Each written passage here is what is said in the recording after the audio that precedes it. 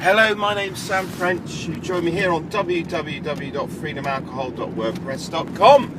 A very good morning. It's Sunday morning, and I just wanted to check in today about situations that you will come across in the future when you stop drinking that are worth just a little bit of planning for. So the example that I'm going to give is that last night we went out and had a lovely meal. My wife and I, we went to a lovely pub, and I must say the food was absolutely incredible. Anyway, that's beside the sea.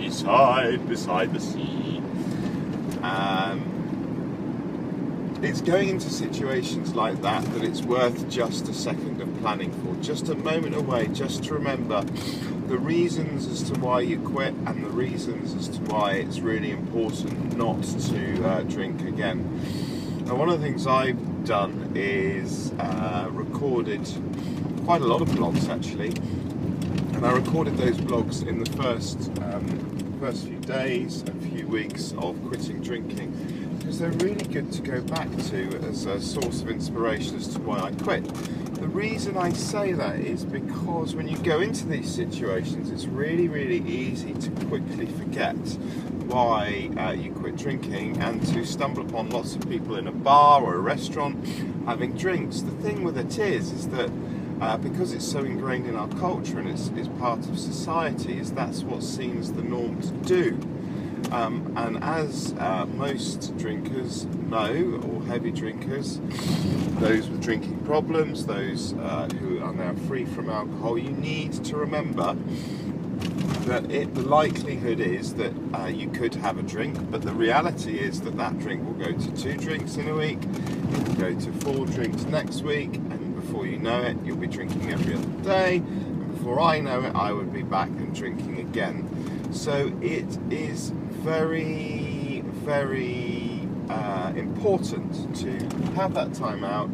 Just remind yourself you're going into this situation, whether it's going out for a drink, going out to a nightclub, or any situation which potentially involves alcohol as part of culture. So it could be a wedding or a funeral. Just take those few minutes just to think before you go and be really clear. Because your brain will play tricks on you. That's what it does over longer periods of not drinking. It makes you think, oh, well, that'll be all right. I'll just have one. I haven't had one for months. It won't be a problem. And trust me, it will be a problem. You will be like all the other people who have done that.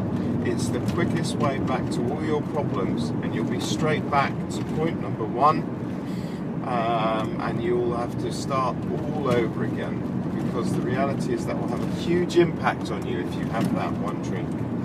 But what I would like to report is that it was lovely to go out last night. I haven't been out for a very long time for a meal, and it was just thoroughly enjoyable. And actually, on a practical basis, I really wasn't too fussed that I wasn't drinking. I drove home.